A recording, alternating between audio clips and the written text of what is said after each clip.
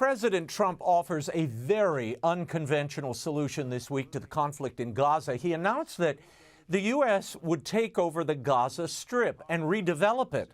With analysis, I'm joined by foreign policy analyst, co-host of the War and Freedom podcast, Dr. Walid Phares. Walid, thanks for being here.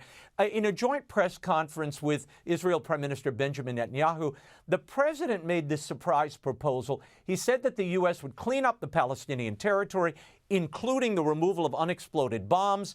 Well, take a look. As far as Gaza is concerned, we'll do what is necessary. If it's necessary, we'll do that. We're going to take over that piece, and we're going to develop it, create thousands and thousands of jobs, and it'll be something that the entire Middle East can be very proud of. Walid, your thoughts on this? He also said Palestinian refugees could relocate to numerous sites or one large site, but shouldn't stay in Gaza. Is this a serious proposal or a pitch to get talks started? Look, this is a snippet of what is, in fact, a much larger Donald Trump vision of the Middle East. I was privileged years ago to learn more about his vision. It's not just about Gaza, about many spots in the Middle East. To defeat the radicals and the terrorists in the region, you have to enable, empower the civilian population. And when those populations were under the jihadists, you can't even get to them. So now he's concluding, look, completely destroyed because of Hamas attack on Israel. Israel retaliate, and this population is on the beaches. It's everywhere. I mean, he shouldn't be the one to do it. The Security Council of the United Nations should be the one. So I am kind of surprised that no Arab leaders so far understood what President Trump is talking about so far. Well, the Saudis have already rejected the notion of the U.S. taking over Gaza. You know, they're saying they're committed to a Palestinian state. The foreign minister of Turkey, he's calling the idea absurd, and a relocation of Palestinians would require 2 million people moving. Given the tense and tenuous ceasefire between Hamas and Israel, what is Trump's endgame here, Walid? Look, let's be honest with our public so they understand what's going on. He had a statement of 30 seconds, and his administration will have to come, to the public and explain what it is. Let me give you an example. There are 2 million Syrians in Lebanon fleeing, Bashar al-Assad and the massacres, etc., and waiting for the reconstruction of their homes and villages. So this is not something out of the absurd.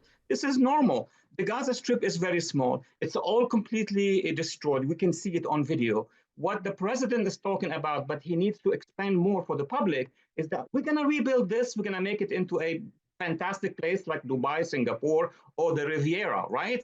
And then you can come back and claim it, but not the terrorists, just the regular people.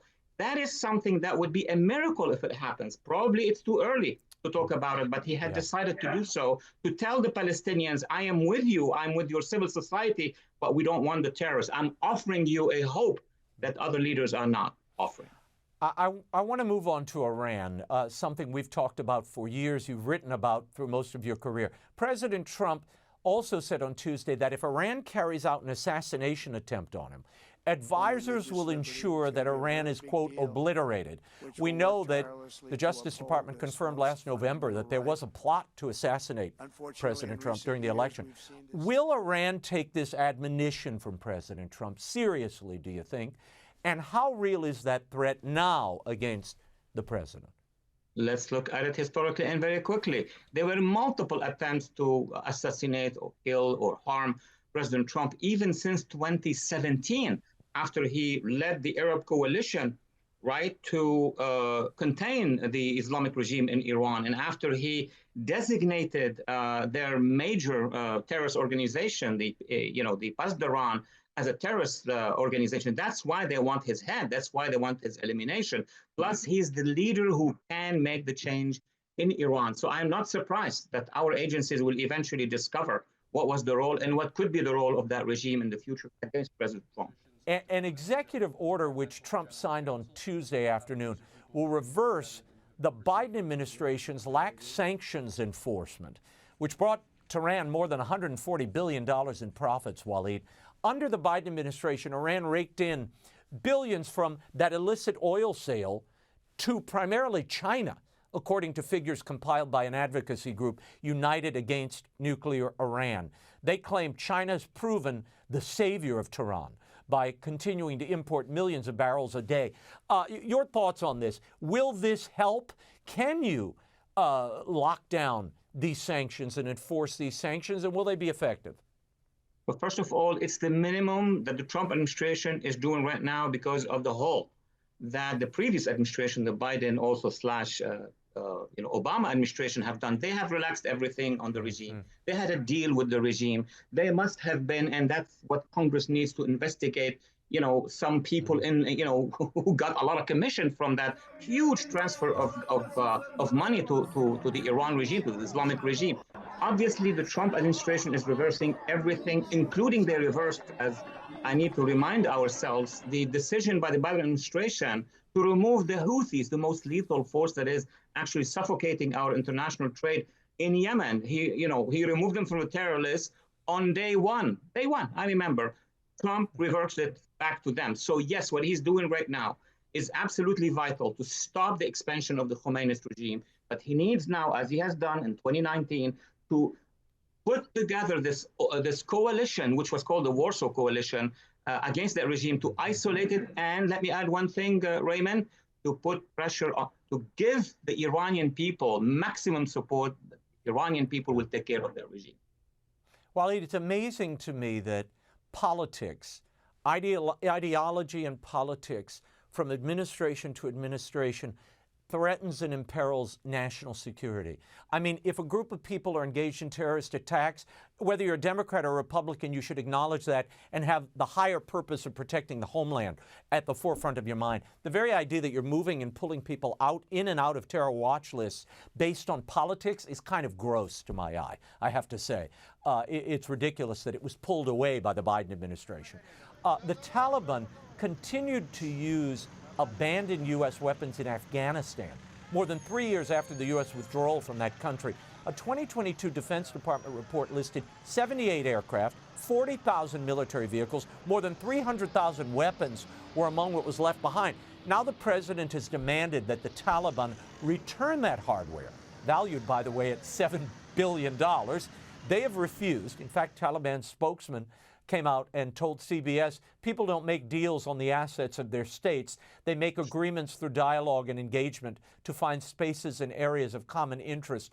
Walid, the new leaders of Afghanistan, the Taliban leaders, say they want to reset with Trump after his re-election. What is the condition of the people of Afghanistan, and can Trump claw back this abandoned equipment? Well, first of all, the Taliban are Taliban, they are jihadists, and jihadists have a plan. Jihadists have a strategy. They think they can, fool everybody like, two administrations have done under Obama and under Biden. What do you mean they're going to remit their weapons? These are jihadi weapons back to the United States unless they want better weapons. And I'm sure that this could have been done under the Biden administration. Of course not. They are using all the strategies, all the tactics to gain time. That's what all jihadists in the region are trying to do, from Syria to Hezbollah to the Tashid to the Iranian Islamic Revolutionary Guard. They are all trying to pass as much time as they can so that they can revert back against us. And what is it that they're prioritizing right now? Crushing their people. The Taliban wants to do negotiations with the U.S. so they could crush women, minorities, children. Same goes with the Islamic regime in Iran. I mean, they're saying, oh, we're ready to speak with Trump. Yeah, but at the end of the day, they're not changing anything. They are, suppressing their population and arming. That's troubling. Walid, I have 1 minute before we run out of time. This week at the International Religious Freedom Summit in D.C., Vice President J.D. Vance mentioned the plight of Iraqi Christians and their persecution over the years. The Vice President also gave credit to Trump for halting federal funds to non-governmental organizations that he asserted are dedicated to spreading atheism all over the globe. Watch. Now, our administration believes we must stand for religious freedom, not just as a legal principle, as important as that is, but as a lived reality, both within our own borders and especially outside of them. Walid, what's the current state of religious freedom, especially for Christians in Iraq? And will Trump's administration cutting off those funds, will that help their religious liberty? Look, the situation is very bad. They are threatened by two forces. One are the Islamic Khomeinist militias going after them, taking their land, taking their houses. And two, of course, by returning ISIS, We have not actually supported the Kurds to actually stop ISIS from coming back. I hope the president will be able to do it. But you mentioned one thing in our foreign policy that is troubling.